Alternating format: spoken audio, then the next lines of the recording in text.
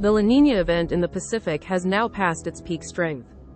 But it will still have a lasting impact on the atmosphere and weather patterns over North America, together with a current stratospheric warming event. Later in the year, there is a chance for an El Niño event to emerge and impact the winter season.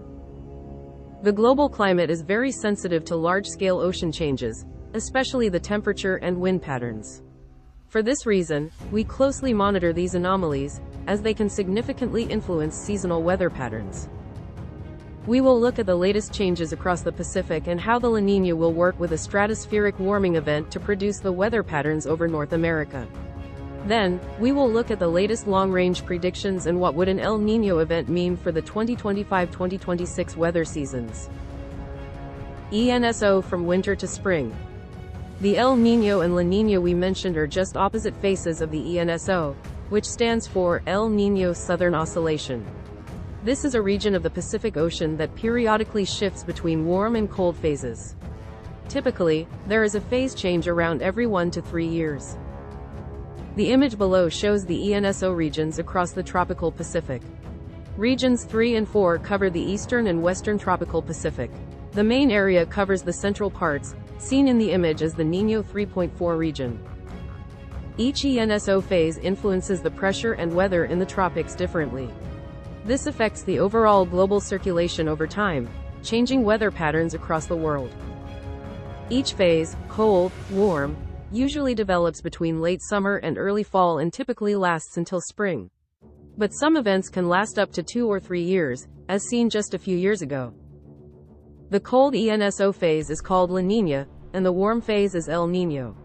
Besides the temperatures, one of the main differences between the phases is the pressure patterns they develop, seen below as high, H, and low, L, pressure zones. During an El Niño, the pressure over the tropical Pacific is lower, with more rainfall and storms in this region. But during a La Niña, the pressure over the equatorial Pacific rises, creating stable conditions and fewer storms. These pressure changes translate into global circulation over time, affecting seasonal weather over both hemispheres. Below is the latest ocean analysis with the main ENSO regions marked in the image. You can see that colder than normal waters are present across the central Pacific region, a signature of the La Niña. But towards the eastern region, an unusual warm anomaly has recently emerged.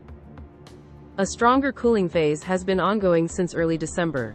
That has produced the still visible cold wave shapes, which are from the trade winds pushing the surface waters. But as mentioned, there are warm anomalies growing in the eastern ENSO region, driven by a westerly wind anomaly.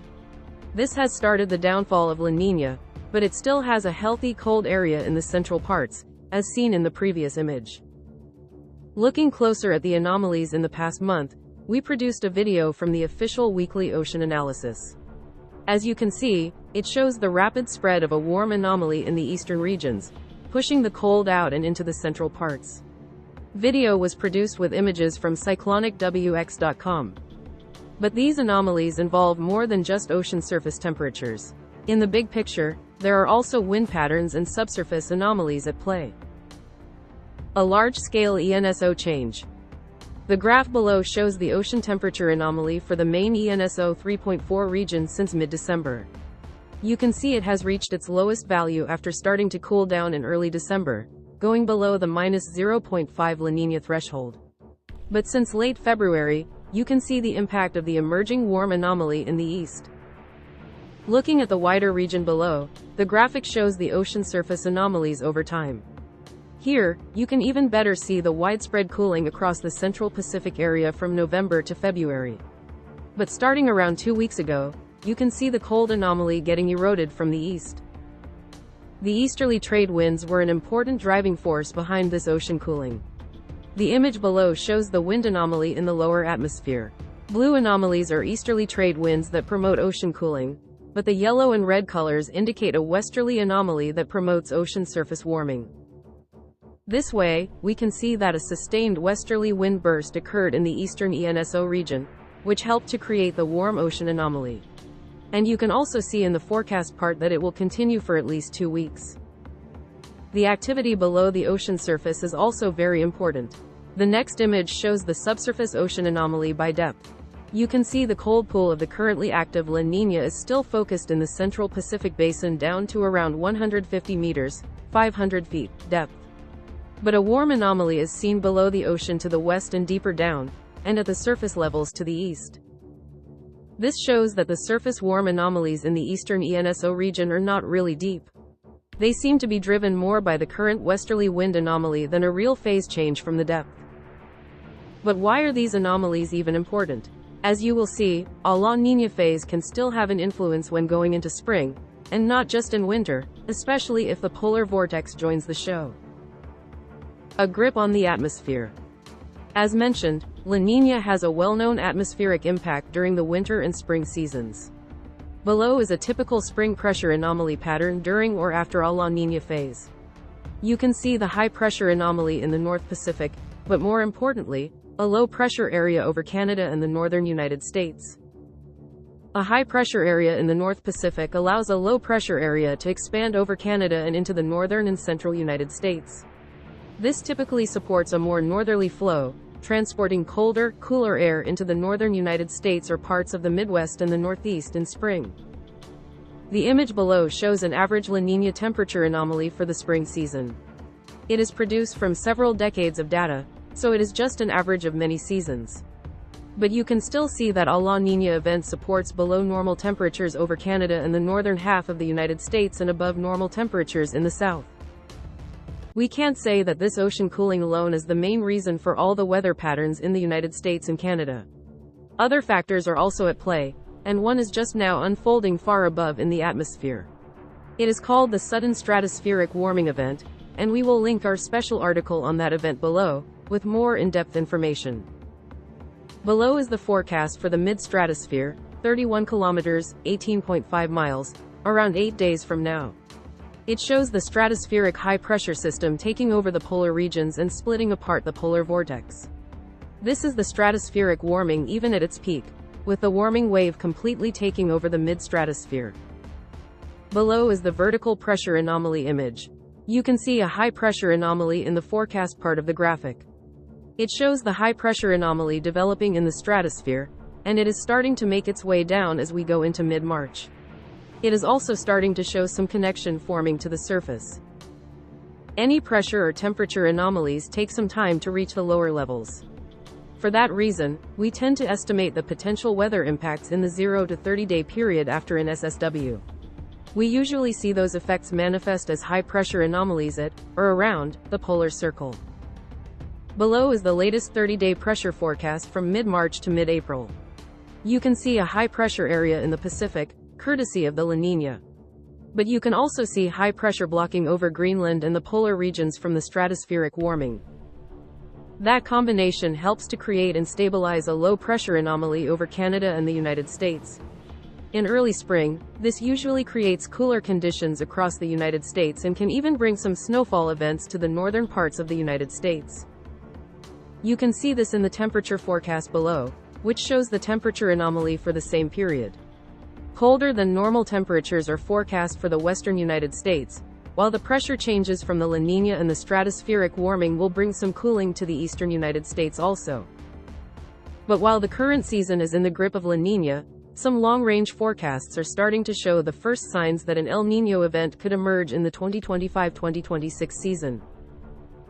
El Niño emerging for 2025-2026? The first hint of a possible El Niño is already visible in the latest ECMWF ocean forecast for summer, seen below. It shows a warm area spreading in the eastern tropical Pacific, with the cold anomalies disappearing. While this is not an official El Niño, you would expect these anomalies to appear in the long-range projections in early summer for one to develop later in the year. The long-range ensemble forecast below shows the forecast for the main ENSO region. The La Niña conditions, below -0.5, will disappear during spring. But the extended range shows a lot of ensemble members moving into the warm anomalies and also above the 0.5 threshold of the El Niño event. Below is also an extended analog forecast by the Physical Science Laboratory for the main ENSO region. It shows the cold phase that was active over winter. But a weakening of the cold phase is forecast, with El Niño event chances increasing by late 2025 and increasing even higher in 2026. But what would an El Niño event mean for the weather patterns, especially in winter? El Niño's impact on winter in North America. The main weather influence of these ocean anomalies can be seen in the changes to the jet stream.